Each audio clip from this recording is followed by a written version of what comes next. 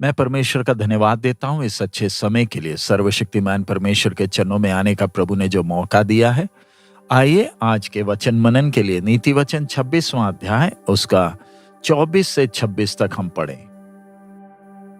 जो बैरी बात से तो अपने को भोला बनाता है, परंतु अपने भीतर छल रखता है, उसकी मीठी मीठी बात की प्रतीति ना करना, क्योंकि उसके मन में 7 घिनौनी वस्तुएं रहती हैं। चाहे उसका बैर छल के कारण छिप भी जाए, तो भी उसकी बुराई सभा के बीच प्रकट हो जाएगी। हम इस संसार में जब जी रहे हैं, हमें ध्यान रखना, दुष्टता और बुराई हर जगह है। परमेश्वर का वचन हमें चौकस करता है कि एक व्यक्ति को बाहर से जब देखते हैं, उसके बाहर के पहरावे से हमने उस पर भरोसा नहीं करना। वो अपनी बातों से अच्छा तो लगेगा, लेकिन उसके अंदर वो जहर, वो विष है, नफरत और दुष्टता का विष उसके अंदर है। इंसान अपने नफरत को मीठी बातों से छुपाना चाहता है, जबकि असलियत में वो हमें धोखा दे रहा है। दिखने में वो ऐसे लगते हैं जैसे कि हमें बड़े प्यार करते हैं, लेकिन हम उन पर आंख बंद कर भरोसा ना करें। उनके हृदय में दुष्टता भरी है।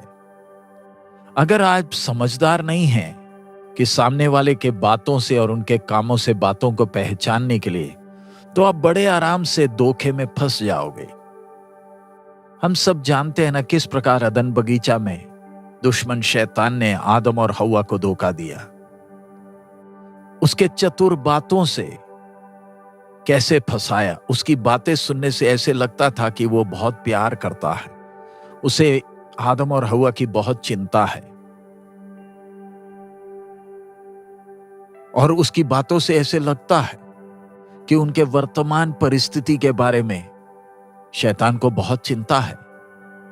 वो चाहता है कि आदम और हव्वा परमेश्वर की इच्छा के विपरीत कदम ले, ताकि वो अपने भविष्य को सुरक्षित करें और अपने जीवन के स्वामी खुद बन जाए। आदम और हव्वा को परमेश्वर ने अपने स्वरूप और समानता में बनाया था, और उन्होंने परमेश्वर के भलाइयों को, करुणा को बहुतायत में अनुभव किया था। फिर भी वो शैतान की चालाकी को पहचान नहीं पाए। हमारा स्वर्गीय पिता जो सत्य में वास करता है, जो हमें सच में प्यार करता है और जिसको अपनी सृष्टि की चिंता है, वो कभी भी मीठी मीठी बातों से इंसान को खुश करना नहीं चाहता। परमेश्वर चाहता है कि मनुष्य समझदार हो जाए और परमेश्वर के धन्य इच्छा और अनंतकाल की योजना को स्वयं समझे। दुश्मन अपने धोखे को मीठी बातों और कामों से छुपाता है, और वो दिखाता है कि उसे हमारी चिंता है। एक संसारिक आदमी इस चालाकी को, दूसरे के चालाकी को, चतुराई को शायद नहीं समझ पाएगा, लेकिन अगर वो समझदार है तो सामने वाले के हरकतों को देखकर वो दुश्मन की चालाकी को समझ सकता है। परमेश्वर का वचन इस्राएलियों के लिए एक चेतावनी था कि वो अपने व्यवहार में ध्यान रखें। आज के लिए भी ये वचन हमारे लिए लागू है। आत्मिक तौर पर हमारे आसपास शैतान हमें धोखा देने के लिए अलग अलग तरीके लाता है, ताकि कैसे ना कैसे हमारे विश्वास को बर्बाद करे।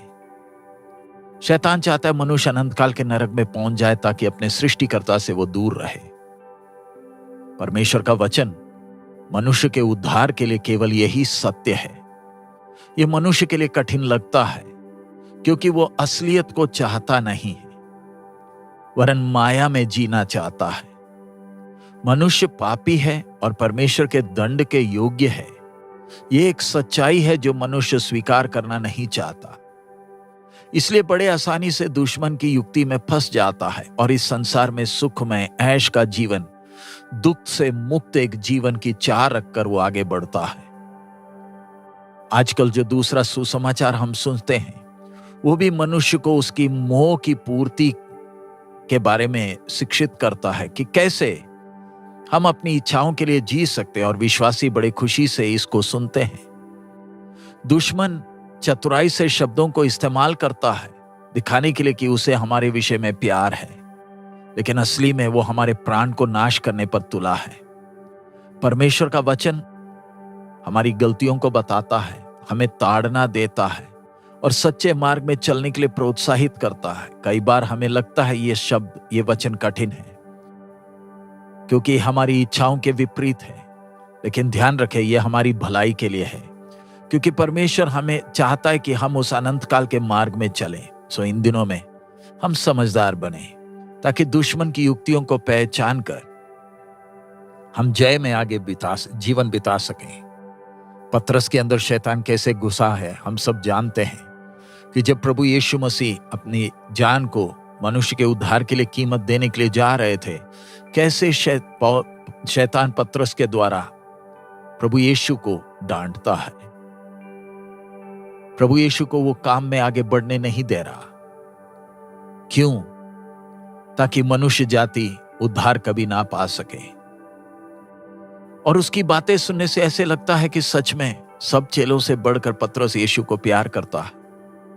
लेकिन प्रभु यीशु शैतान की युक्तियों को पहचाना और पिता की इच्छा को अच्छी तरह जानने के कारण शैतान को, जो पतरस के द्वारा काम कर रहा था, डांटा है। आइए इन दिनों में हम भी समझदार बनकर शैतान की युक्तियों को पहचाने। लोगों की बातों पर आंख मूंद कर भरोसा करने से बढ़कर आइए हम प्रभु की आवाज पर भरोसा करें, प्रभु के सच्चे वचन को सीखे जो हमारे मार्ग के लिए, अंधेरे भरे दुनिया में मार्ग के लिए दीपक है। इधर वचन में कहता है कि 7 दुष्टताएं उसके हृदय में है। उसका मतलब 7 वो संख्या पूर्णता को दिखाता है, मतलब उसका हृदय पूरा टेढ़ेपन से, चतुराई से, दुष्टता से भरा है। शैतान अजीब काम करेगा, स्वप्न दिखाएगा, दर्शन दिखाएगा हमें धोखा देने के लिए, लेकिन एक दिन समाज के सामने, मंडली के सामने उसका झूठ प्रकट होगा। सत्य हमेशा जय पाएगा। परमेश्वर ने अपना जीवित वचन हमारे हाथ में दिया। आइए हम सब बातों को उस वचन के प्रकाश में जांचें। हमें अपने विश्वास की रखवाली करनी है इस दूसरे सुसमाचार से। कई बार परमेश्वर का जीवित तलवार जो वचन है हमारे अंदर दर्द का अनुभव देगा, क्योंकि हमारे जीवन में कई अशुद्ध बातें हैं। लेकिन ध्यान रखें, ये सच्चे वचन हमारे प्रेमी पिता से हैं जिस पर हम भरोसा कर सकते हैं। आइए हम कभी भी किसी मनुष्य पर भरोसा ना करें, वरन अपने प्रभु पर भरोसा करें।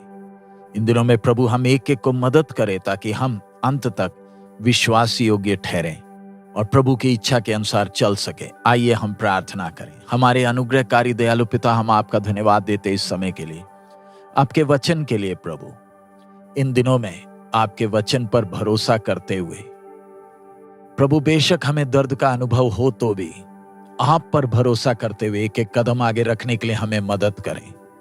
हमें ज्ञान दे प्रभु, ताकि हम शैतान की युक्तियों को पहचानें और अपने विश्वास की रखवाली करें। इन दिनों में आपके वचन को और सीखने के लिए हमें सहायता कर। सब महिमा आप ही को देते हैं, यीशु मसीह के मधुर नाम से हम मांगते हैं, आमीन। प्रभु हम सबको बहुत आयत में आशीष दे। हमारा प्रभु अति शीघ्र आ रहा है। मारनाथा।